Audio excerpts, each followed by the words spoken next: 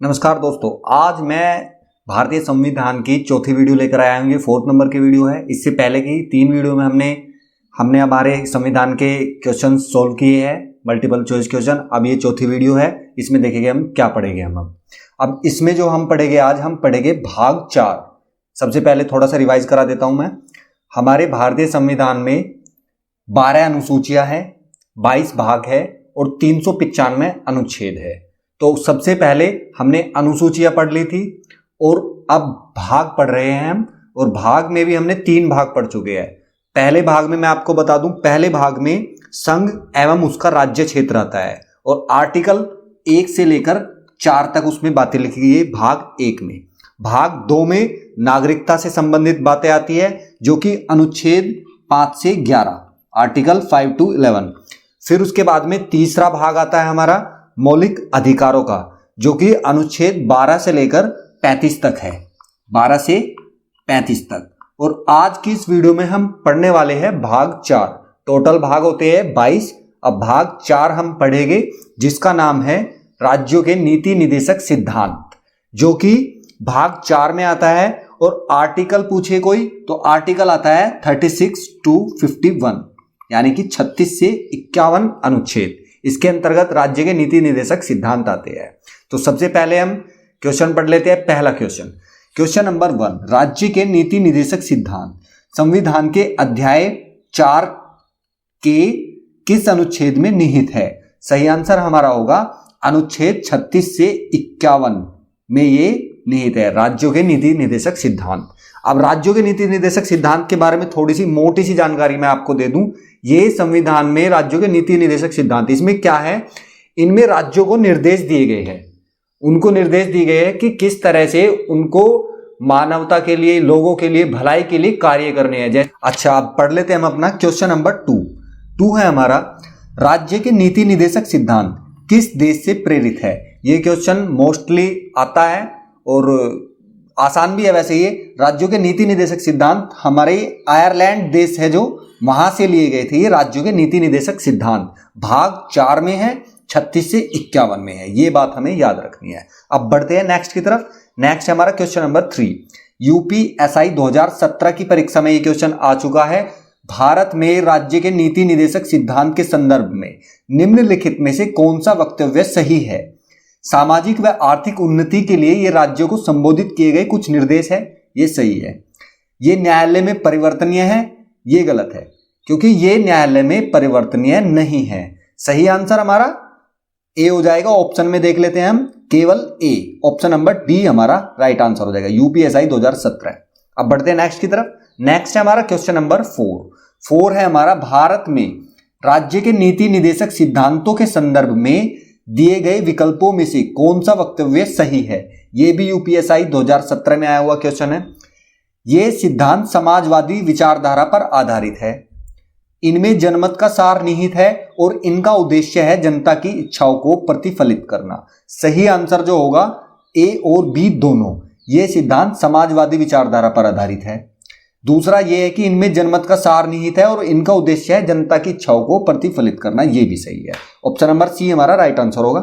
अब बढ़ते हैं नेक्स्ट की तरफ। क्वेश्चन नंबर 5 है हमारा, भारत की राज्य नीति के निदेशक सिद्धांतों के संदर्भ में इनमें से कौन सा वक्तव्य सही है?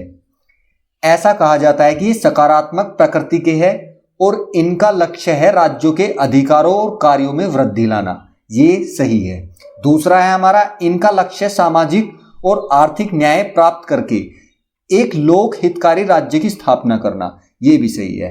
ये जो राज्यों के नीति निदेशक सिद्धांत है, इसके बारे में ये दोनों ऑप्शन ए और बी दोनों सही है। ऑप्शन नंबर ए और बी दोनों सही।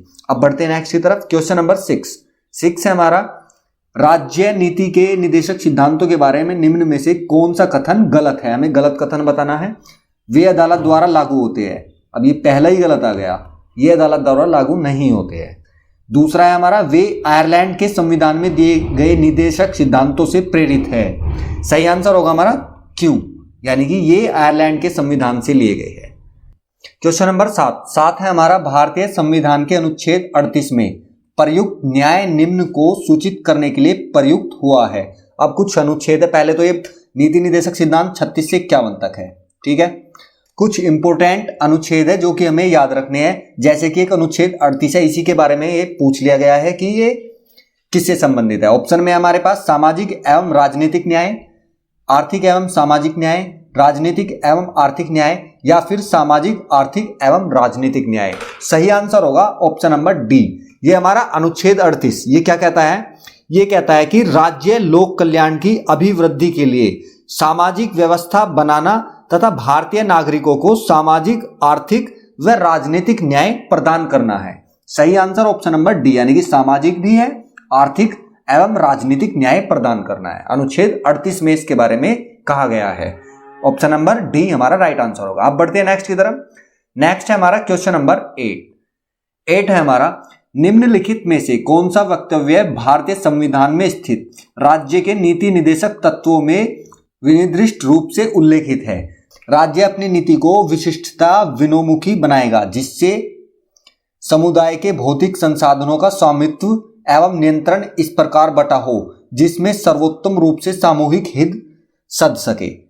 बी है हमारा, आर्थिक व्यवस्था इस प्रकार चले जिससे धन और उत्पादन साधनों का सर्वसाधारण के लिए अहितकारी संकेंद्रण न हो। इसका सही आंसर हमें बताना है और राइट आंसर होगा हमारा इसका ऑप्शन नंबर ए और बी दोनों। ये इस बारे में ये दोनों ही ऑप्शन हमारे सही है। यूपीएसआई 2017 में भी ये क्वेश्चन आया हुआ है। अब बढ़ते हैं नेक्स्ट की तरफ। नेक्स्ट है हमारा क्वेश्चन नंबर 9। मैंने क्वेश्चन सारे वे लिए हैं जो कि हमारी पिछली परीक्षाओं में आ चुके हैं।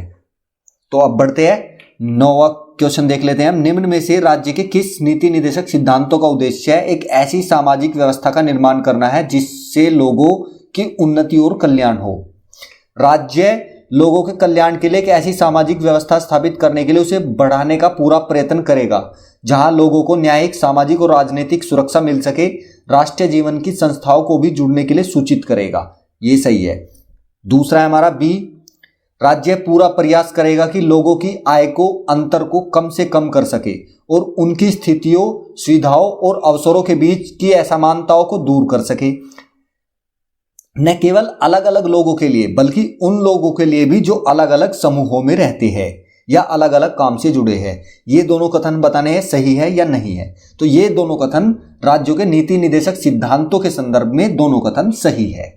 अब बढ़ते हैं नेक्स्ट क्वेश्चन, क्योंकि राज्यों के नीति निदेशक सिद्धांतों में यही बातें लिखी गई है, ये निर्देश दिए गए हैं राज्यों को। अब बढ़ते हैं नेक्स्ट की तरफ। क्वेश्चन नंबर 10, भारत के संविधान के राज्य नीति के निदेशात्मक सिद्धांत में निम्नलिखित विशेष रूप से कहा गया है। इसमें भी ये बातें कही गई है, ये बताना है कि ये कही गई है या फिर नहीं। ये कहा है राज्य विशेष रूप से इसकी सुरक्षा के प्रति नीति में होगा कि पुरुषों और महिलाओं दोनों के लिए समान कार्य हेतु समान वेतन हो। सही है, इसमें कहा गया है समान कार्यों के लिए समान वेतन, पुरुष हो या महिला हो। बी में हमारा श्रमिकों, पुरुषों और महिलाओं की स्वास्थ्य और शक्ति, बच्चों की निविदा आयु के साथ दुर्व्यवहार नहीं किया जाता है और नागरिकों को आर्थिक आवश्यकता से मजबूर नहीं किया जाता है ताकि वे अपनी आयु या ताकत से बचने वाले आह्वान में प्रवेश कर सके। ये भी सही है। ऑप्शन है हमारा सी, ए और बी, सॉरी ऑप्शन है हमारा बी, ए और बी दोनों राज्यों के नीति निदेशक सिद्धांतों के बारे में संदर्भ में ये दोनों कथन सही है। अब बढ़ते हैं नेक्स्ट की तरफ। नेक्स्ट है हमारा क्वेश्चन नंबर 11 है हमारा। पहले क्वेश्चन पढ़ लेते हैं। राज्य नीति के निदेशक सिद्धांतों से संबंधित कौन सा अनुच्छेद यह कहता है कि राज्य ग्राम पंचायतों को संगठित करने के लिए कदम उठाएगा और उनको एक ऐसी शक्तियां और प्राधिकार प्रदान करेगा जो उन्हें स्वायत्त शासन की इकाइयों के रूप में कार्य करने योग्य बनाने के लिए आवश्यक हो। यूपीएसआई 2017। और ये सच में वास्तव में ये क्वेश्चन बहुत ही इंपॉर्टेंट है, ये हमें याद रखना है। ग्राम पंचायतों को संगठित करने के लिए किस में बताया गया है, कौन से अनुच्छेद में बताया गया है? अनुच्छेद 40 में। अनुच्छेद 40 में हमें बताया गया है। क्या बताया गया है? अनुच्छेद 40 के अंतर्गत राज्यों को निर्देश दिया गया है कि वे ग्राम पंचायतों की स्थापना करें। ऑप्शन नंबर ए हमारा सही आंसर होगा। अब बढ़ते हैं नेक्स्ट की तरफ। नेक्स्ट है क्वेश्चन नंबर 12 है हमारा। निम्न में से कौन सा राज्य नीति के निदेशक सिद्धांतों में नहीं कहा गया है? शिक्षा का अधिकार, ग्राम पंचायतों का संगठन। अब सही आंसर जो बताना है, नीति निदेशक सिद्धांतों में क्या बात नहीं कही, शिक्षा का अधिकार को राज्यों के नीति निर्देशक सिद्धांत में नहीं कहा गया। ये आ जाता है, शिक्षा का अधिकार आ जाता है मौलिक अधिकारों में। और मौलिक अधिकार किस भाग में आते हैं? भाग 3 में, केवल ए, ऑप्शन नंबर बी हमारा सही आंसर हो जाएगा। अब बढ़ते हैं नेक्स्ट की तरफ। क्वेश्चन नंबर 13 है हमारा, राज्य के नीति निर्देशक से संबंधित किस अनुच्छेद के अंतर्गत राज्य का दायित्व है कि वह कुछ दशाओं में नागरिकों को काम, शिक्षा और जन सहायता पाने का अधिकार सुनिश्चित करे? अनुच्छेद 41, ऑप्शन नंबर बी हमारा राइट आंसर होगा। अनुच्छेद 40 में ग्राम पंचायतों के बारे में बताया गया है। अनुच्छेद 40 में ग्राम पंचायतों की स्थापना करने का निर्देश दिया गया है और इसमें निर्देश राज्यों को यह दी गई है कि नागरिकों को काम, शिक्षा और जन सहायता पाने का अधिकार सुनिश्चित करे, अनुच्छेद 41। अब बढ़ते हैं नेक्स्ट की तरफ। नेक्स्ट है हमारा क्वेश्चन नंबर 14। यह है हमारा, निम्नलिखित में से कौन सा राज्य नीति के निदेशक सिद्धांतों में उल्लेखित नहीं था? काम पाने का अधिकार, कार्यस्थल पर उचित एवं मानवीय परिवेश तथा मातृत्व सहायता का प्रावधान। सही आंसर हमें बताना है और राइट आंसर जो होगा हमारा वो होगा ए और बी दोनों नहीं। ये राज्यों के नीति निर्देशक सिद्धांतों में उल्लेखित नहीं है। काम पाने का अधिकार ये मौलिक अधिकारों में आ जाता है। ये कार्यस्थल पर उचित एवं मानवीय परिवेश तथा मातृत्व सहायता का प्रावधान, ये भी कोई ऐसा निर्देश राज्यों के नीति निर्देशक सिद्धांतों में नहीं था। ए और बी दोनों ही नहीं है, option number D right answer हो जाएगा। आप बढ़ते हैं क्वेश्चन नंबर 15 शायद कहीं मिस हो गया है, तो क्वेश्चन नंबर 16 देख लेते हैं। संविधान के किस अनुच्छेद में राज्यों से अपेक्षा की गई है कि वह सभी नागरिकों के लिए एक समान सिविल संहिता का निर्माण करेगा? ऑप्शन नंबर राइट होगा हमारा अनुच्छेद 44 हमारा ये राइट आंसर हो जाएगा। इसमें कहा गया है अनुच्छेद 40 के अंतर्गत क्या कहा गया है? राज्यों से अपेक्षा करता है कि वह सभी नागरिकों के लिए एक समान सिविल संहिता का निर्माण करे, अनुच्छेद 40, option number B right answer होगा। अब बढ़ते हैं नेक्स्ट की तरफ। नेक्स्ट है हमारा क्वेश्चन नंबर 17 है हमारा, संविधान के किस अनुच्छेद के अंतर्गत अनुसूचित जाति, जनजाति तथा अन्य दुर्बल वर्गों को शिक्षित और आर्थिक अभिवृद्धि करने राज्य का कर्तव्य है? ये कर्तव्य कौन सा में बताया गया है? इसका जो सही आंसर होगा वो होगा अनुच्छेद 46, ऑप्शन नंबर बी हमारा राइट आंसर होगा। अनुच्छेद 46 के अंतर्गत क्या कहा गया है? ये इसमें कहा गया है कि अनुसूचित जातियों, अनुसूचित जनजातियों और अन्य दुर्बल वर्गों को शिक्षित एवं आर्थिक अभिवृद्धि करना राज्य का कर्तव्य है। ये अनुच्छेद 46 में बताया गया है, निर्देश दिया गया है, ऑप्शन नंबर बी हमारा सही आंसर हो जाएगा। अब बढ़ते हैं नेक्स्ट की तरफ। नेक्स्ट है हमारा क्वेश्चन नंबर 18 में कहा है, भारत के संविधान के किस अनुच्छेद में पोषण के स्तर और जीवन स्तर को बढ़ाने के लिए और सार्वजनिक स्वास्थ्य में सुधार के लिए राज्यों के कर्तव्य के बारे में बात की गई है? यूपीएसआई 2017 में आया हुआ एक क्वेश्चन है, बताना है हमें इसका सही आंसर। सही आंसर होगा अनुच्छेद 47। अनुच्छेद 47 में ये इस बारे में बात की गई है, लोगों के जीवन स्तर को ऊंचा उठाने हेतु उनके पोषाहार एवं जन स्वास्थ्य में सुधार करे। अतः यह अनुच्छेद पोषण के स्तर और जीवन स्तर को बढ़ाने के लिए और सार्वजनिक स्वास्थ्य में सुधार के लिए राज्यों के कर्तव्य की बात करता है। अनुच्छेद 47 हमारा सही आंसर होगा। अब बढ़ते हैं नेक्स्ट की तरफ। नेक्स्ट है हमारा क्वेश्चन नंबर 19 है हमारा, भारतीय संविधान का अनुच्छेद 48 भारत सरकार को अधिदेश देता है कि वह 48 किसके बारे में है? मादक द्रव्यों के सेवन पर रोक लगाए? नहीं। पर्यावरण की रक्षा और विकास करे? नहीं। पिछड़े वर्गों के शैक्षिक एवं आर्थिक हितों का संवर्धन करे? नहीं।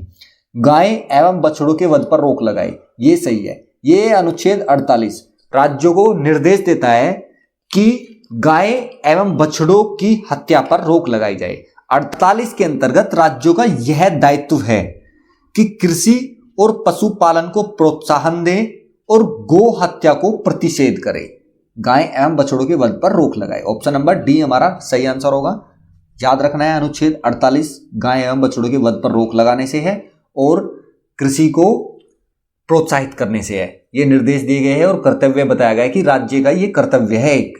अब बढ़ते हैं नेक्स्ट की तरफ। नेक्स्ट हमारा क्वेश्चन नंबर 20 है हमारा, निम्नलिखित में से किसका भारत के मूल संविधान में राज्य नीति के निदेशक सिद्धांतों के रूप में उल्लेखित नहीं किया गया है? ऑप्शन दिए गए हैं, इनमें से बताना है कि क्या चीज उल्लेखित नहीं की गई है राज्यों के नीति निर्देशक सिद्धांतों के अंतर्गत।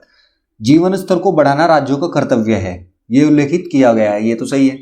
पोषण का स्तर बढ़ाना राज्य का कर्तव्य है, ये भी सही है, ये भी उल्लेखित किया गया है इसमें। पर्यावरण की रक्षा करना और बेहतर बनाना राज्य का कर्तव्य है, ऐसा उसमें नहीं कहा गया है कि पर्यावरण की रक्षा करना और उसको बेहतर बनाना राज्य का एक ही कर्तव्य है। ये जो कर्तव्य है पर्यावरण की रक्षा करना, ये नागरिकों के बारे में कहा गया है, जबकि इसमें बोला गया है कि राज्य का कर्तव्य है। राज्य का कर्तव्य ये नहीं है और ना ही इसके बारे में कुछ ऐसा संविधान के राज्य नीति निर्देशक सिद्धांतों के रूप में उल्लेखित है। जो उल्लेखित है वो ये है, जीवन स्तर को बढ़ाना राज्य का कर्तव्य है, पोषण का स्तर बढ़ाना ये भी राज्य का कर्तव्य है, और ये डी जो है सार्वजनिक स्वास्थ्य में सुधार करना भी राज्य का कर्तव्य है। जबकि ये कर्तव्य जो है ना, पर्यावरण की रक्षा करना, ये आम नागरिकों का कर्तव्य है। ऑप्शन नंबर सी हमारा राइट आंसर हो जाएगा। अब बढ़ते हैं नेक्स्ट की तरफ।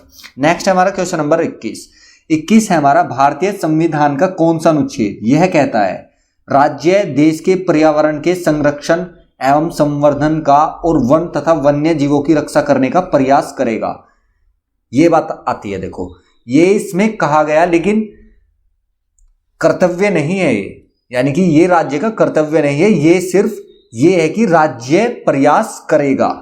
अब कौन से अनुच्छेद में कहा गया है? ये कहा गया है बी अनुच्छेद 48A, आर्टिकल 48A अनुच्छेद 48A में ये कहा गया है कि राज्य देश के पर्यावरण के संरक्षण एवं संवर्धन का और वन तथा वन्य जीवों की रक्षा करने का प्रयास करेगा। ऑप्शन नंबर बी हमारा सही आंसर हो जाएगा। 48A में ये बात कही गई है, और जबकि अनुच्छेद 48 में क्या कहा गया है ये हमें साथ साथ याद रखना है। अनुच्छेद 48 में कहा गया है कृषि और पशुपालन को प्रोत्साहन दे और गो हत्या को प्रतिषेध करे। ऑप्शन नंबर बी हमारा सही आंसर होगा। अब बढ़ते हैं नेक्स्ट की तरफ। क्वेश्चन नंबर 22 है हमारा, राज्य के नीति निदेशक सिद्धांतों के अंतर्गत किस अनुच्छेद में राष्ट्रीय महत्व के स्मारकों, स्थानों और वस्तुओं के संरक्षण के विषय में कहा गया है? सही आंसर जो होगा हमारा वो हो जाएगा अनुच्छेद 49। ऑप्शन नंबर बी हमारा सही आंसर होगा। 48 के बारे में पढ़ लिया, अनुच्छेद 48 ए के बारे में भी पढ़ लिया है, और अब अनुच्छेद 49 के बारे में पढ़ रहे हैं, 49 के बारे में। उसमें कहा गया है, राज्यों को निर्देश दिए गए हैं कि राष्ट्रीय महत्व के स्मारकों जैसे कि ताजमहल, लाल किला, इस तरह की ये चीजें, स्थानों और वस्तुओं के संरक्षण के विषय में निर्देश दिए गए हैं और कहा गया है।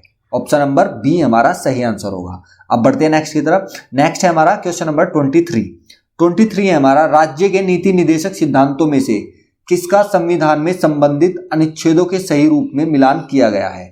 पोषण और जीवन स्तर को ऊंचा उठाना और सार्वजनिक स्वास्थ्य में सुधार के लिए राज्य का कर्तव्य, अनुच्छेद 47।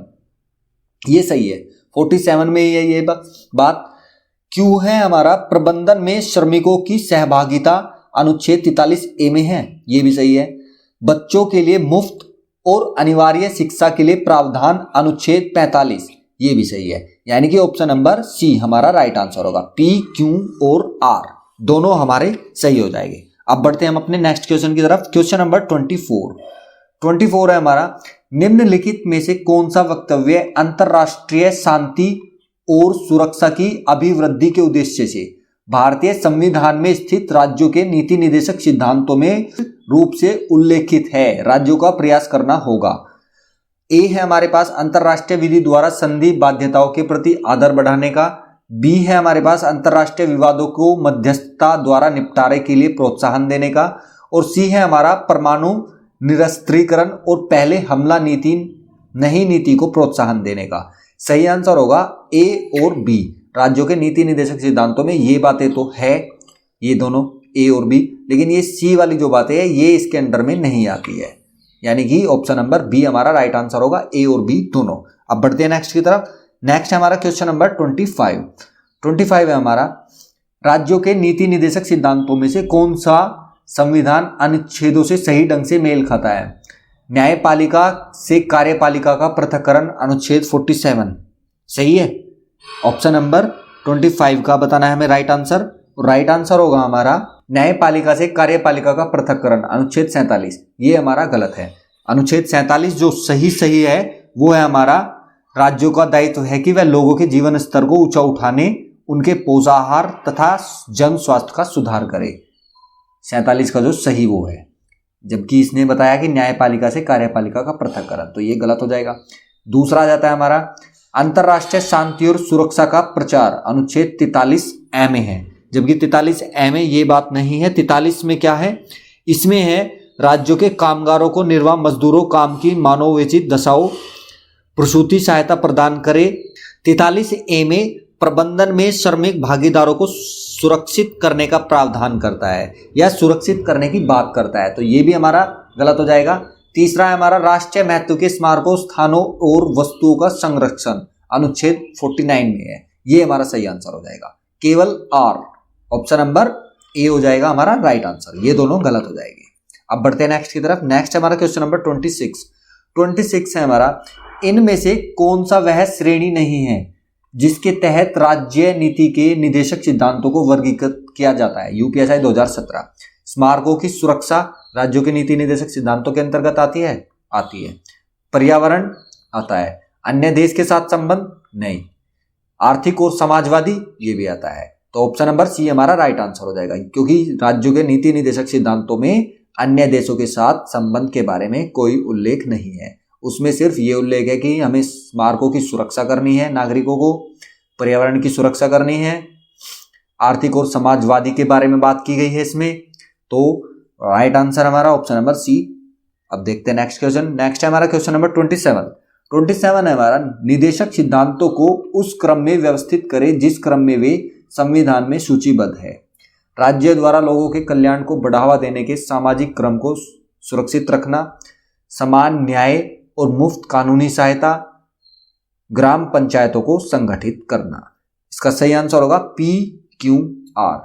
ये तो आता है अनुच्छेद आर्टिकल 40 में। समान न्याय और मुफ्त कानूनी सहायता ये आता है हमारा अनुच्छेद 39 में। और राज्य द्वारा लोगों के कल्याण को बढ़ावा देने के सामाजिक क्रम को सुरक्षित रखना ये आता है हमारा 38 में। तो इनका जो क्रम है वो 39-40 PQR। अब बढ़ते हैं नेक्स्ट की तरफ। नेक्स्ट है हमारा क्वेश्चन नंबर 28 है हमारा, राज्य का नीति निदेशक तत्व एक ऐसा चेक है जो बैंक के सुविधानुसार अदा किया जाएगा। यह कथन किसका है? तो सही आंसर जो होगा वो होगा, ये कथन KT शाह का है। KT शाह के कथना अनुसार राज्य का नीति निदेशक तत्व एक ऐसा चेक है जो बैंक की सुविधानुसार अदा किया जाएगा। ऑप्शन नंबर सी हमारा राइट आंसर हो जाएगा। अब बढ़ते हैं नेक्स्ट की तरफ। नेक्स्ट है हमारा क्वेश्चन नंबर 29 में भी एक लंबा सा कथन है, और ये कथन किसके द्वारा कहा गया है वो हमें बताना है। कथन में पढ़ देता हूं। यह इस सभा का प्रायोजन है कि भविष्य में विधायिका और कार्यकारिणी दोनों को इस भाग में अधिनियमित इन सिद्धांतों के लिए केवल आडंबर नहीं करना चाहिए, बल्कि उन्हें सभी कार्यकारिणी और विधायिक कार्यवाहियों का आधार बनाया जाना चाहिए, जिन्हें आगे चलकर देश के शासन के मामले में प्रयोग किया जा सकता है।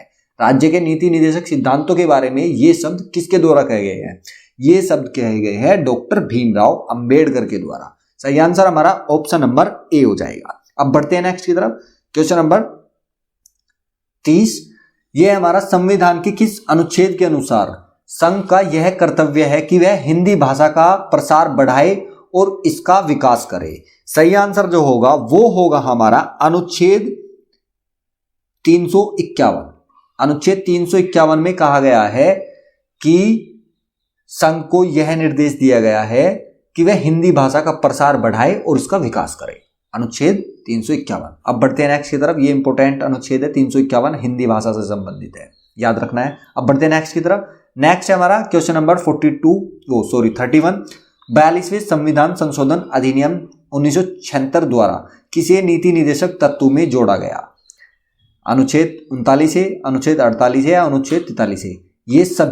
ये तीनों अनुच्छेद ये 42वें संविधान संशोधन अधिनियम 1976 के द्वारा जोड़े गए हैं। अब बढ़ते हैं नेक्स्ट की तरफ। नेक्स्ट है हमारा क्वेश्चन नंबर 32 है हमारा, 44वें संविधान संशोधन 1978 के द्वारा निम्न में से किसे राज्य के नीति निदेशक तत्व में शामिल किया गया?